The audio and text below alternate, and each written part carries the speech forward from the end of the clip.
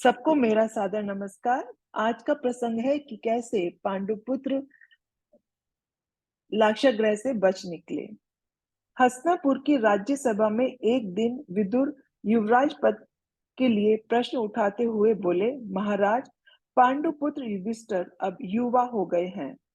हस्तिनापुर की प्रजा चाहती है कि युधिष्ठिर युवराज को पद दिया जाए। इस पद के लिए वह सर्वाधिक योग्य व्यक्ति हैं। जिस बात का डर धृतराष्ट्र को था वही सामने आ रही थी। वे युधिष्ठिर के स्थान पर अपने पुत्र दुर्योधन को युवराज पद देना चाहते थे, परंतु कोई भी दुर्योधन को उसके दुष्ट आचरण के कारण पसंद नहीं करता था, जबकि धृतराष्ट्र का पुत्र मोह सर्वाधिक था। पांडवों की लोकप्रियता देखकर दुर्योधन उनसे बेहद ईर्ष्या करता था।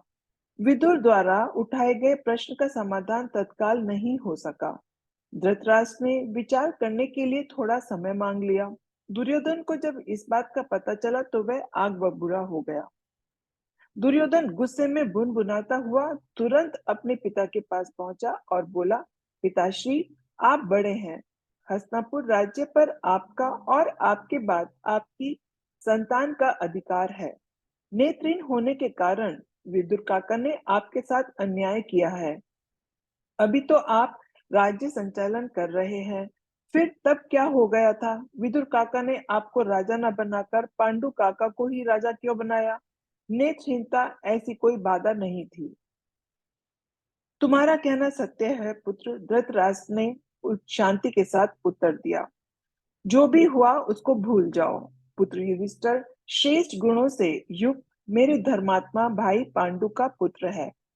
वह हमेशा धर्मानुसार ही आचरण करता है, सबका आदर करता है और सबसे स्नेह भी रखता है। हमारे सारे मंत्रीगण, सेनानायक, सैनिक और प्रजा भी महाराज पांडु का उपकार मानते रहे हैं। वे कभी भी नहीं चाहेंगे कि युधिष्ठिर के स्थान पर किसी भी अन्य व्यक्ति को युवराज बना दिया जाए। अगर हमने अपनी मनमानी की तो प्रजा हमारे विरुद्ध हो जाएगी। आप तो व्यर्थ में डरते हैं पिताजी, दुर्योधन क्रोध में भरकर बोला। राजभवन और हस्तिनापुर में मेरा प्रभाव भी किसी से कम नहीं है।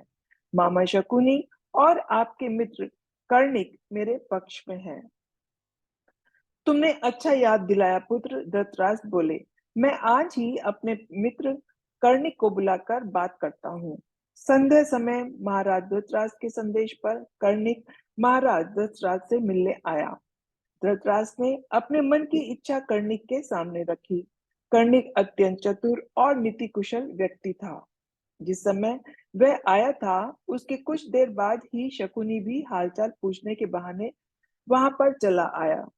कर्णिक ब्राह्मण था और शकुनी का मंत्री था।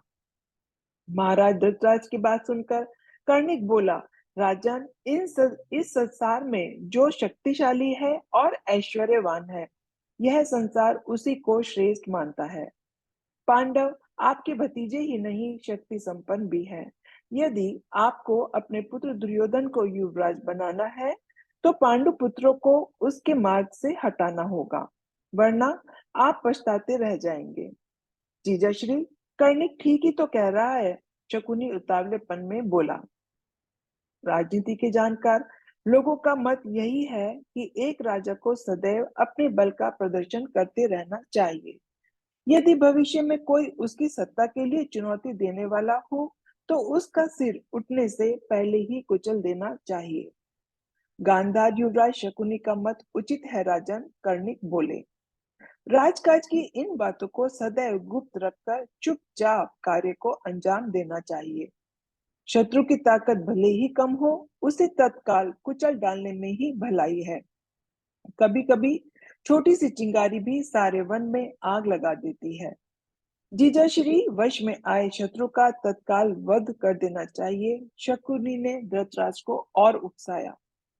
राजन, यदि आप अपने पुत्र दुर्योधन को युवराज बनाना चाहते हैं तो पांडु पुत्रों से आपको उसका बचाव करना ही होगा। कैसे बचाव करो कर्णिक, यही तो समस्या है, धृतराष्ट्र ने कहा। राजन, वार्ण व्रत में इस वर्ष भी भारी मेला लगने वाला है। उस मेले में हस्तिनापुर का युवराज सदैव से राजघराने का प्रतिनिधित्व करता है। आप युधिष्ठिर को ही युवराज बना दें और फिर उसे उसके भाइयों को के साथ उस मेले में भेज दें। धृतराज बोले, इससे क्या होगा? यह आप हम पर छोड़ दें। शकुनी ने कहा, वे यदि वहां जाएंगे तो फिर कभी लौटकर वापस नहीं आएंगे। ठीक है, जैसा चाहो करो, मेरे ऊपर कोई आंच नहीं आनी चाहिए। आपके ऊपर कोई आंच नहीं आएगी, आप निश्चिंत रहे। शकुनी ने कर्णिक को संकेत से उठाया और दोनों राजा को प्रणाम करके चले गए। अगले दिन राज्यसभा में युधिष्ठिर को युवराज घोषित कर दिया गया। इतनी जल्दी युवराज बनाए जाने से विदुर सोच में पड़ गए, लेकिन जल्दी ही उन्हें पता चल गया कि पांड्यों को वार्णव्रत के मेले में भेजा जा रहा है। विदुर ने मन ही मन सोचा, इसमें जरूर कोई गहरी चाल है, पर किसी से कुछ कहा नहीं। राजभवन में सभी जगह विदुर के गुप्तचर लगे थे। एक दिन उनके एक विश्वास पात्र ने उन्हें बताया कि वार्णवत में पांडवों के रहने के लिए पुरोचन द्वारा एक ऐसा लाक्ष्य गृह बनवाया जा रहा है जो जरा सी आग पकड़ते ही स्वाहा हो जाएगा। विदुर चिंतित हो उठे।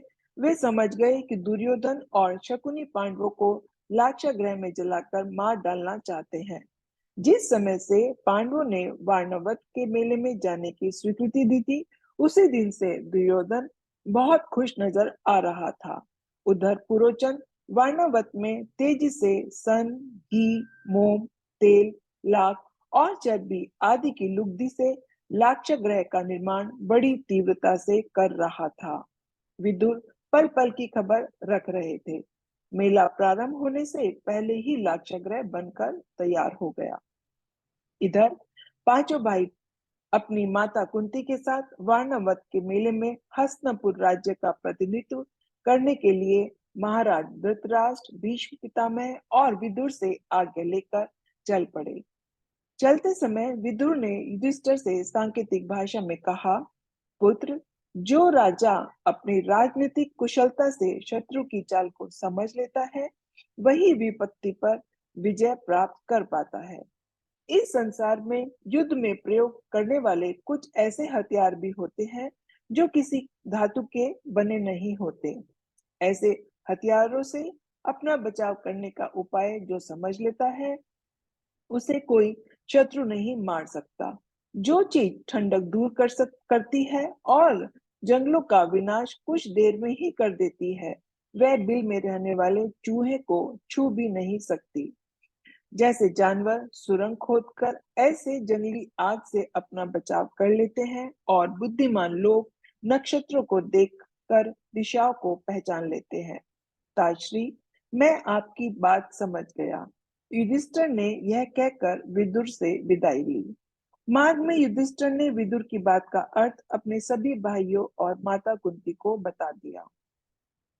दुर्योधन की नीयत जानकर सभी को बड़ा क्रोध आया, किंतु युधिष्ठिर ने उन्हें समझाया कि इस समय चुप रहने में ही भलाई है। वार्णवत में पुरोचन ने पांडवों का स्वागत किया और उन्हें बड़े प्रेम से लाक्षागृह में ठहराया। उस भवन का नाम शिवम रखा गया था, जिसका अर्थ कल्याणकारी होता है। पांचों पांडव उस लाक्षागृह में रहने लगे। उन्होंने पुरोचन को जरा भी यह भान नहीं होने दिया कि दुर्योधन के षड्यंत्र का भेद वे जान गए हैं।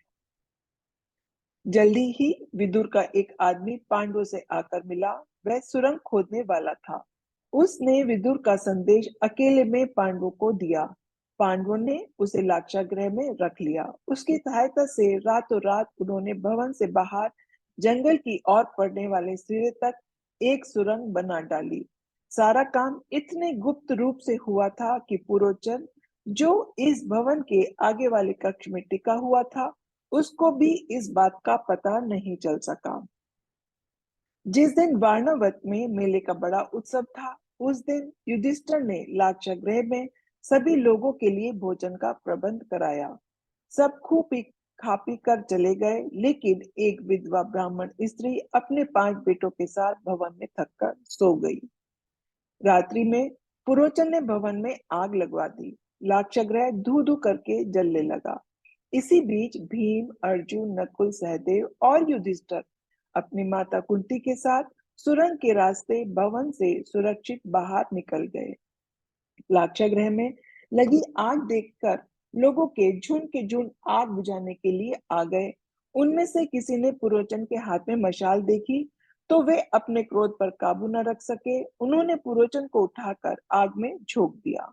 दुर्योधन द्वारा पांडवों को जलाकर मार डालने का उन्हें गहरा दुख भी था और क्रोध भी। कुछ ही देर में लाक्षागृह ग्रह जलकर राख का ढेर बन गया। हस्तिनापुर में धृतराष्ट्र और दुर्योधन को पांडव के जलकर मर जाने का समाचार मिला तो मन ही मन वे बहुत प्रसन्न हुए, परंतु ऊपर से विलाप करते रहे। शोक का पूरा दिखावा उन्होंने किया और गंगा के तट पर पांडवों की अंतिम आत्मा की शांति के लिए उन्हें जलांजलि भी दी। विधवा ब्राह्मणी और उनके बेटे के कंकालों को ही पांडव का कंकाल समझ लिया। केवल विदुर ने दिखावा नहीं किया, वे उन्हें समझाते रहे कि मरना जीना तो सभी के साथ लगा रहता है, यह सब तो प्रारब्ध की बात है। उधर पांडव जब लाक्षागृह से सकुशल निकल आए तो वे गंगा के तट पर पहुंचे। वहां उन्हें विदुर द्वारा भेजी एक नाव मिली। वे उसी में सवार होकर गंगा के पार उतर गए। दूसरी ओर गहन वन था। रात भर वे उसी वन में भटकते रहे। चलते चलते वे पूरी तरह थक गए थे। प्यास से उनका गला खुश्क हो रहा था। चारों ओर भयानक जंगली जानवरों की आवाजें गूंज रही थी, किंतु वे निडरता से आगे बढ़ते रहे। इसी तरह वे भूखे प्यासे कई दिन तक जंगलों में भटकते रहे। कंदमूल खाकर और सरोवर का जल पीकर वे किसी तरह अपना समय काट रहे थे।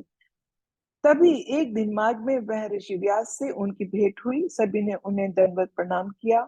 व्यास जी ने उन्हें धीरज बंधाया और कहा, वत कोई भी मनुष्य ऐसा नहीं है जो सदैव धर्म पर ही चलता रहे, और कोई भी ऐसा नहीं है जो सदैव पाप कर्म ही करता रहे। संसार में धर्म और पाप साथ साथ चलते हैं, अतः विपत्ति को अपने कर्मों का फल समझकर स्वीकार कर लेना चाहिए और उसे सहन करना चाहिए। मेरी सलाह मानकर तुम ये राजसी वस्त्र उतार दो और साधारण तथा निर्धन ब्राह्मणों का वेश धारण करके एक चक्रा नगरी की ओर निकल जाओ और कुछ दिन वहीं छिपकर रहो। व्यास जी की सलाह मानकर पांडवों ने राजसी वस्त्र उतार दिए और मृग चर्म तथा वल्कल आदि धारण करके ब्राह्मण ब्रह्मचारियों के वेश में एकाचक्र नगरी में एक ब्राह्मण के घर जाकर रहने लगे। दूसरी ओर पांडवों के मर जाने के समाचार से भीष्म पितामह को बड़ा कष्ट हुआ। उन्होंने अपने कक्ष में अपने आप को बंद कर लिया और सभी से मिलना जुलना बंद कर दिया। महाराज धृतराष्ट्र ने बार बार विदुर से यही कहा कि इस षड्यंत्र के बारे में उन्हें कुछ पता नहीं था, किंतु विदुर जानते थे कि पुत्र मोह के कारण ही धृतराष्ट्र अपने अहंकारी पुत्र दुर्योधन की हर बात मान लेते हैं। गांधारी ने भीष्म को समझाया कि वे ही इस राज्य के सर्वोपरि हैं और कुरु वंश के रक्षक हैं। यदि उन्होंने ही मुंह मोड़ लिया तो कुरु वंश समाप्त हो जाएगा। भीष्म को राजी करके दुर्योधन को हस्तिनापुर का युवराज घोषित कर दिया गया। विदुर के अलावा सभी ने यह विश्वास कर लिया था कि पांडव अब जीवित नहीं रहे। भीष्म ने भी यह मानकर संतोष कर लिया था कि परमात्मा को यही स्वीकार था, लेकिन सत्य तो ये था कि पांडव लक्षागृह से बच निकले थे। सबको मेरा सादर नमस्कार।